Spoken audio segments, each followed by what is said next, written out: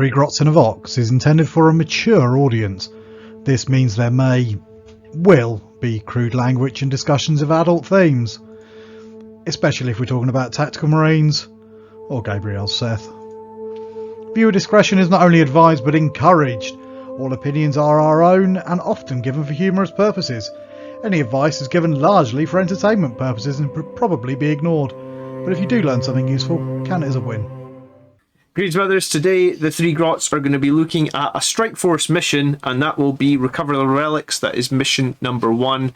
We're going to be talking over exactly how we think you should play it. We'll talk about deployments, and hopefully by the end of this video, you'll know exactly what you need to know for this mission. Let's take it away then. And this is obviously chapter approved Nephilim, so we're playing the new rules, and that means that basically in both players' command phases, you are now getting a CP. Yeah, and you're starting with less. Special mission rules on this one. You get a CP at the start of everybody's turn, which is kind of standard now. Recover the Relic. You only get your CP at the start of the turn if you control one or more objective markers in your opponent's territory or in no man's land. So if you go first and you want a CP, make sure you've got something that can either pre-game move or deploy infiltrator style outside of your deployment zone. Otherwise, you're not getting a CP on your first turn. Yeah, and I think that's another reason that infiltrators are just so brilliant, because you can pretty much put them at the objectives just outside your deployment zone, and you're looking at guaranteeing your first CP. And I guess a lot of armies that don't have some sort of like advanced position or concealed position, they aren't getting that. Most armies have that these days, although I'm sure there are some that don't. Yeah. Obviously, Knights don't, now that I think about it. Yeah, there you go. Custos don't, Knights don't. Sisters get anything? I don't think they get anything.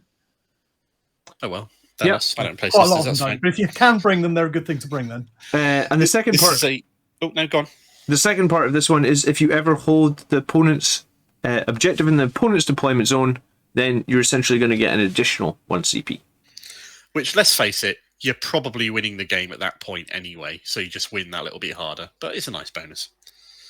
This is a 6 objective. Oh, no. Maybe. I mean, that maybe just gives value to have 1 unit in Deep Strike, right? Yeah, I suppose. Fair enough. Yeah. To be able to threaten the backfield. Yeah. It's got quite big deployment zones on this one, so this is quite a good one for things like behind enemy lines, relentless assault, things like that. Yeah, they're very deep. Yeah, huge amount of space in the backfield. I would say data you could as well. almost deploy a Thunderhawk. Yes, you and your Thunderhawk. That's going to be in every mission, Mark. You watch, you'll be saying you can get the Thunderhawk down. Absolutely, yeah. So this is a 6 objective map. You score primaries for hold 1, hold 2, or hold more, which is very forgiving in that regard. And the primary plus, as we're referring to them, the progressive objective that goes alongside the primaries, is at the end of the battle round, you score a VP for every enemy unit that was destroyed that battle round to maximum 3 per round. So kill all the things, hold all the points, win the game, essentially. Yeah, and this one is quite interesting. And if you think that let's say you're gonna kill 2 things of the opponents every turn, which I would say is reasonably, it's not a hard thing to do. Kill 2 of their units, so that's going to give you 10 points. So at that point, you can only get 35 points for primaries. So if you just hold 2 for your other 4 turns, then you're at 32 points.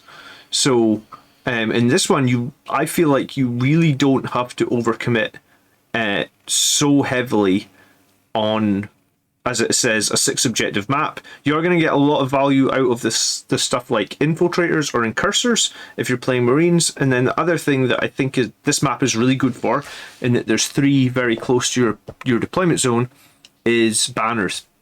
Yeah, I was just thinking, this is a map. Banners is almost a no-brainer on any mission which has 6 objectives, and this one is certainly no exception to that. Well, they're very close to your deployment zone, so it's not too big a...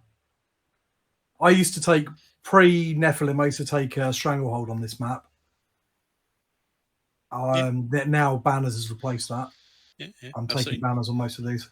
So given the changes for it, given the holding, you should be able to hold your 3 reasonably solidly.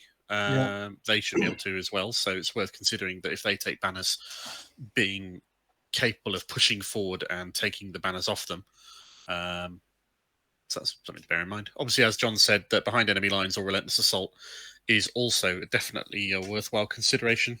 I'd probably avoid things like Oath or any of the ones that need to hold the middle, because you're so far away from any of the objectives that you end up with a unit sitting there not doing a lot. Yeah, without a central objective, Oath's of Moment loses a little bit of its luster. I also found from playing this map that these two objectives at the top and these two objectives at the bottom that are only 16 inches apart, if you draw your 3-inch circle around the objectives and you take that 3 inches off both, then those are actually only 10 inches apart. So even with like a troop unit or something that can only move 6, there can be like very viable charges from one objective to the other. So OBSEC troop units like assault intercessors that we sometimes see I think are quite valuable. If you had advance and charge, you could. So if you're one of the chapters or whatever they had, something like that, that could be really nasty because you could easily run across and take potentially the other one. I wouldn't suggest engage on all fronts for this one. Why is because that? if you're committed to holding the 3 on your side, do you really want to be forced to spread out into the other 2 quarters falsely? I think you want to move into one of the other quarters, maybe not both of them, in order to score max points. So I'm not too sure of how good a pick that would be. Then again, if you're happy at scoring 10 and moving into a 3rd quarter, then it could be a worthwhile pick for you. But yeah, sometimes lines and Relentless Assault have possibly a little bit more attraction. I agree. Sometimes 10 can be okay, but I think you'll score more behind enemy lines. Anything else to say then with this one? Standard sort of 24-inch apart deployment zone, so Death Company can get into the opponent's deployment zone very easily in turn 1. And I think one thing that I do like about this mission is the primary plus, so to speak, break their body and soul, is it's a simple primary plus. Yeah, and it's not complicated. It's straightforward. You're going to do it anyway. Yeah, so on this map, I really think if you can happily hold your 3 and kill some things every turn and maybe score some other points here and there, I mean, you're in a good shape straight away. You don't need to go heavy on committing on this map, I feel like. You don't need to be hyper-aggressive on this map at all. Commensurately, another opponent may look to use the same tactics against you, so you might want to fortify your rear objective a little bit more than you do normally. Yeah. Depending on what the opponent So we've got big deployment zones, which means it's very hard to screen out the whole deployment zone, and there are a few secondaries that resolve around getting in your opponent's deployment zone. I'd say if you're going to hold these 2 out that are basically 4 inches from your deployment zone, then it will be impossible for you to screen your deployment zone as well and hold these things forward. But so you've got to be prepared for that. Yeah.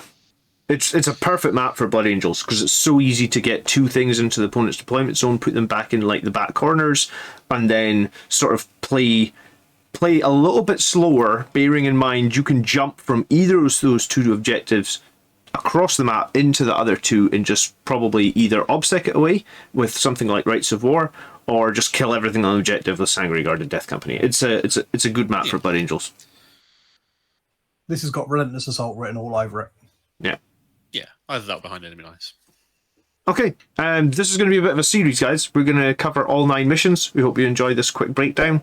Thank you so much for watching, and we'll catch you in the next one. Mission 2. Bye-bye. Bye-bye.